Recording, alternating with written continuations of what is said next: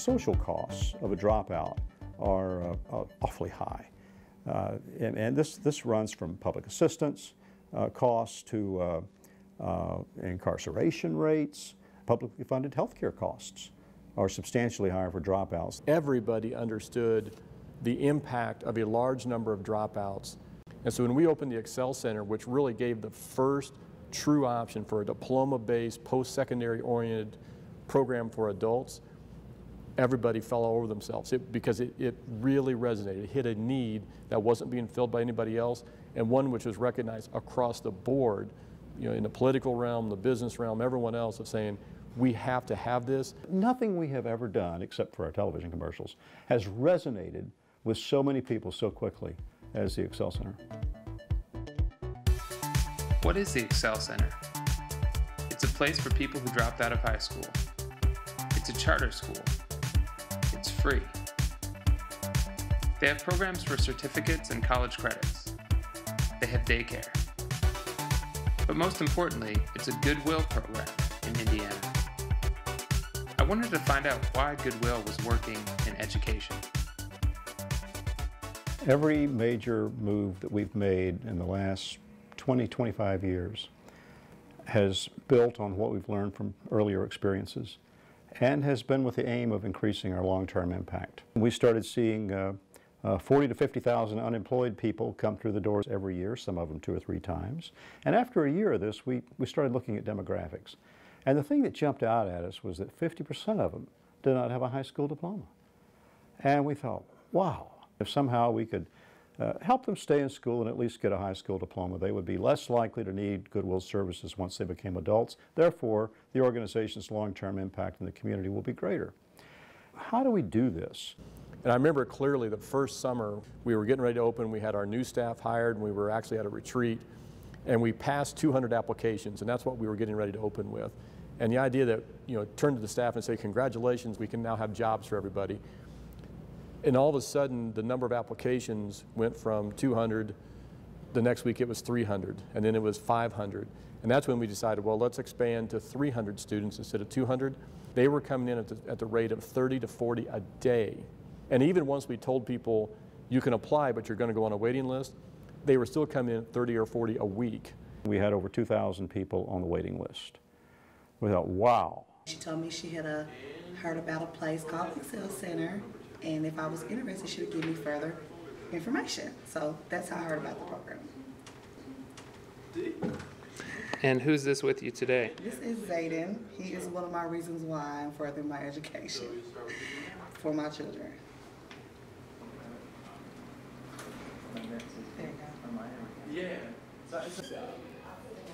I had just dropped out of high school when I had her. I had no one to watch her, so they have a daycare service and it's free, and I can bring her to classes with me. It's really awesome. They've kept her 10 minutes over sometimes just so I could finish a test or something I'm doing on the computer. To get my high school diploma means the world to me.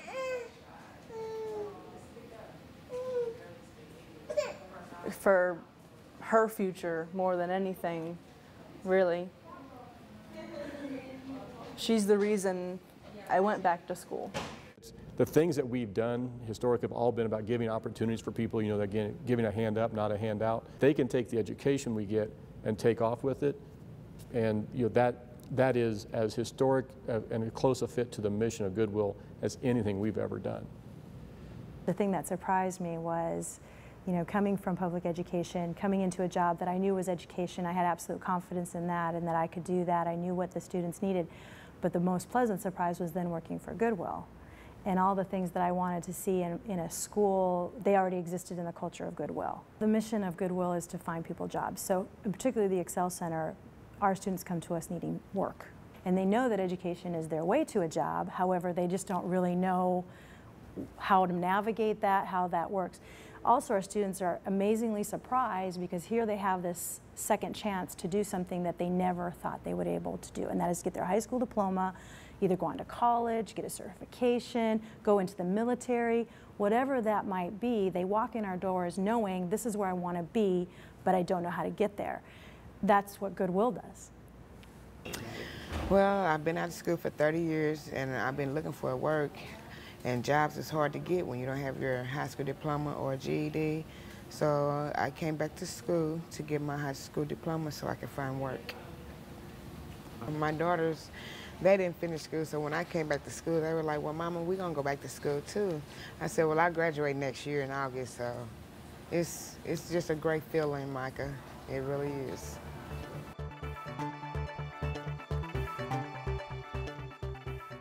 One thing that was a big goal for us in dispelling the myth that this is just a diploma meal, if you would, it was to be able to say to people, hey, we're not only helping you to earn your high school diploma, but we're also helping to develop the whole person.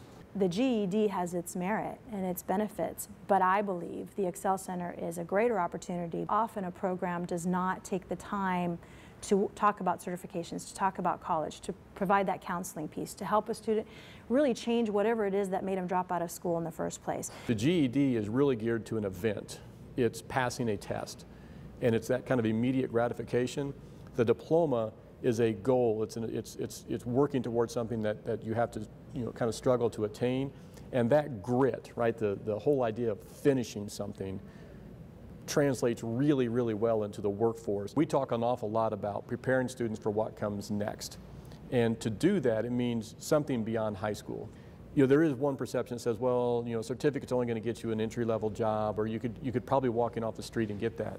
We like to look at this whole idea of stackable certifications, so that a student could come in and get a material handling certification, combine that with a forklift certification, combine that with a CDL, and all of a sudden that student has a number of options available to them.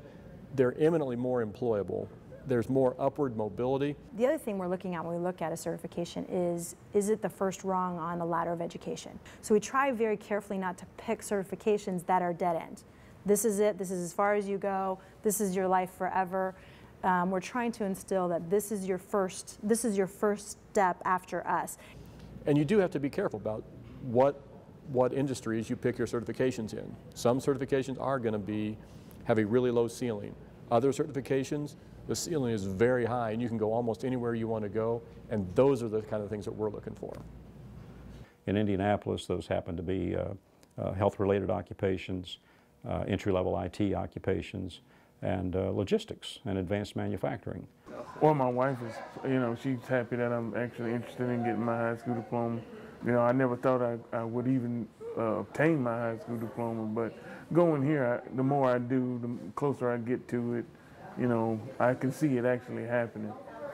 She's actually coming to get her high school diploma too, so it actually helps you go to college. They have certain programs here to help you go to college. Like this Friday, I'm coming back to get my forklift certification and going to Vincennes University, so that's a big step in my life, and it helps me out a lot. We designed the Excel Center to have life coaches that their main job is to help work with students to think proactively about addressing any out-of-school barriers. A coach's job is to help work with that student so that the first reaction isn't simply to drop out and say, I can't do it, I have to go focus on this particular crisis, and I'm going to have to put my education on hold for a while. We have life coaches that are assigned to every student, help them overcome some of these barriers that they may be encountering, to give them the best possible chance of being able to complete their high school diploma. Barriers such as transportation, housing, child care. We have people who know those systems, know how to navigate the systems. Take away one other reason for them to say, I just can't do this.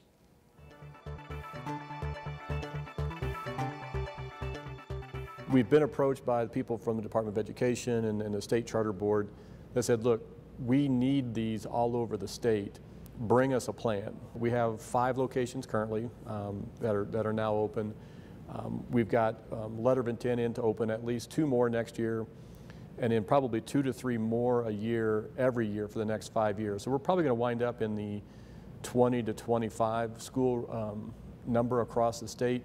So again, serving in the 6,000 to 7,000 student range as we go out over the next 5 years. Every state has different charter laws. Every state has slightly different versions and flavors of it. And we felt that there were people on the ground in those areas that would be more expert in that, had a better feel for the local climate, for the local political structure, all the things that go into being successful. So then we started to look at how can we take what we've done, in essence package it, so that a group in another state could take what we've done and put it to use. We had a graduation recently. We had 87 Excel Center students walk across the stage, get diplomas. I would guess that at least a third of those students had some of their own children in the audience. Here there's these little kids coming and seeing their parents, caps and gowns, walking across the stage, getting a diploma. This has an impact on children. Some people have been out of school for a month, some people out of school for several decades. And so the one thing they have in common is that they all dropped out at one point in time for whatever reason.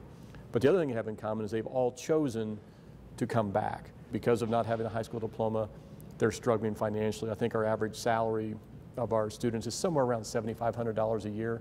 Most are on public assistance. A high number are parenting, a high number are single parents. They will tell you that of our female population, their common element for coming back is to set an example for their children. The difference we make is not necessarily in just our students, but into their children, right? And that has long-lasting, wide-ranging implications for both certainly here in Indianapolis and the state, but anywhere else that would do this. Over the course of my career, we have been, and that's a long time now, we have been very entrepreneurial. We have tried many different ways of growing our businesses and accomplishing our mission. Some have worked great, some have been okay, at least for a while, and a few have been miserable failures.